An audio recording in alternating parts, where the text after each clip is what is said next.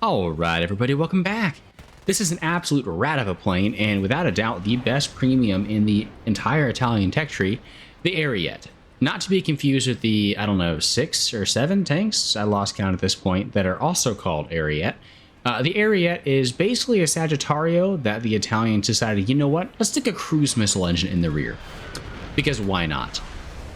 I got no idea what kind of stuff they were smoking with this right here, but it is an excellent aircraft because of that in War Thunder.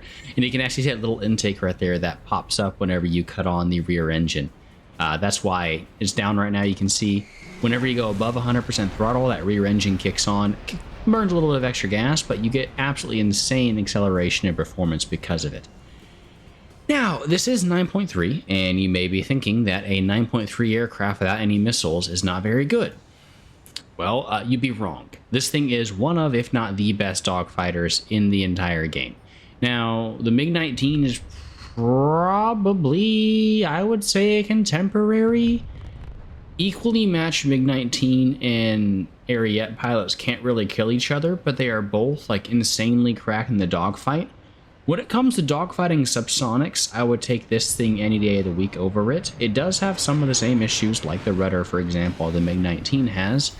But it is still much more agile and a little bit less clunky when it comes to, you know, that vertical turn compared to the MiG-19, I would say. And you are going to absolutely dunk on literally every subsonic and, I mean, every supersonic as well in a dogfight. This thing is pretty much unmatched in performance, except for, like I said, the MiG-19.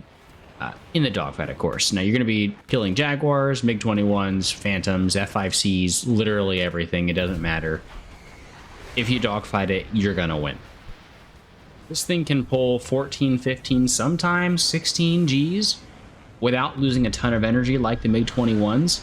And I mean, I've hit 10 Gs at 600 kilometers an hour, which is incredibly impressive. It's also incredibly difficult to rip, though not impossible. I managed to get it up to 17 Gs once, and it does rip at 17. But if you keep it at 16 or below, you'll be totally fine. And in most cases, the plane is going to be pulling around 14 to 15 Gs max, at normal speeds at least. This is a perfect example right here of exactly what kind of tomfoolery you can pull out of this aircraft. I'm actually gaining speed in a 7G turn at sea level, which is pretty ridiculous, to be honest.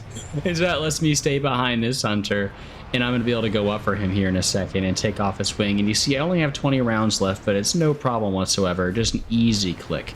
Now that brings up the next thing, is the weaponry. This has Hispano 30 mils. This and the Sagittario are the only two vehicles I have it for now. At some point, the J-29D might get these as well. But in the meantime, these two aircraft have what are, in my opinion, some of the best jet guns that you can find at this tier. These are incredibly high velocity. I want to say they're around 1,400 meters a second. You can correct me in the comments below if I'm wrong, but incredibly high velocity 30 mils. And after the real shatter changes, these guns slap. You are still going to get some hits and crits randomly, but most of the time you're going to be getting one-shots. You'll hit somebody once, they'll die. And with how high these guns' velocity are, once you get the hang of it, they are going to be very, very lethal in a dogfight. I mean, just in general. My issue is they are so fast that I find myself constantly overleading.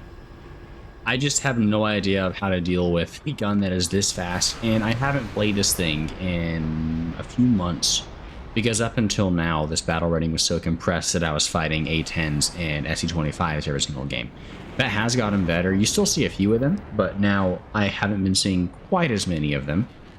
So I figured it was right around the right time to go ahead and bring this back out because, I mean, it's a fun aircraft, just as long as you don't have to deal with all-aspect missiles. Speaking of, this thing does not have flares, and unlike a lot of other stuff, it gets no kind of rockets or missiles or anything else to deal with these incredibly high capability missiles. Now, a lot of the rear aspect ones, you will just be able to outpull because many missiles aren't able to follow an aircraft that is pulling, you know, 14 or 15 Gs. The problem is when you get to stuff that are, you know, the 30G missile stuff like the Magics, the R60s, and of course the R60M and the AIM-9L, which you'll be dealing with on stuff like the SC-25 or the A-10. So you do definitely want to keep an eye on them. I would highly recommend just trying to see how many missiles they have left. One thing I've been doing is if I see an A10 in the area, I just kind of keep an eye on it, see if it's fired as missiles. And because I have the Lang pack, if it's an A10 early and I see it fire 2 missiles, I know it's out and I'm free to go ahead and actually engage it. Because I don't want to enter that, 4-kilometer death bubble that the AIM-9L offers. Because this thing is sometimes capable of outrolling an AIM-9L in a head-on, but it's inconsistent, and I wouldn't really want to put any money on it. If I had to choose a flareless plane to go up against the A10s and the AIM-9Ls with that doesn't have rockets or guns, I'd probably choose this one, though, just because it is so incredibly agile that it has a better chance of outmaneuvering missiles than pretty much everything else, but you're still better off just keeping your distance and training the missiles of speed until they're out. One thing I do want to mention is that whenever the Sagittario got added, it absolutely curb stomped the ground units both in air and ground, and so Gaijin did go ahead and remove the AP belts from this thing. As of right now, it only gets default shells, which of course there's a full HE belt, which is totally fine for killing planes, but it does complicate things when it comes to killing AI ground units, which you sometimes need to do for, winning the game, just the tickets. Of course, you can kill all like the AAs and the howitzers and stuff like that, and light pillboxes will die to the HE shells, but tanks and other stuff like that are much more difficult. So it is just something to consider. There are only 3 things that I would say are actually a disadvantage for the Ariete.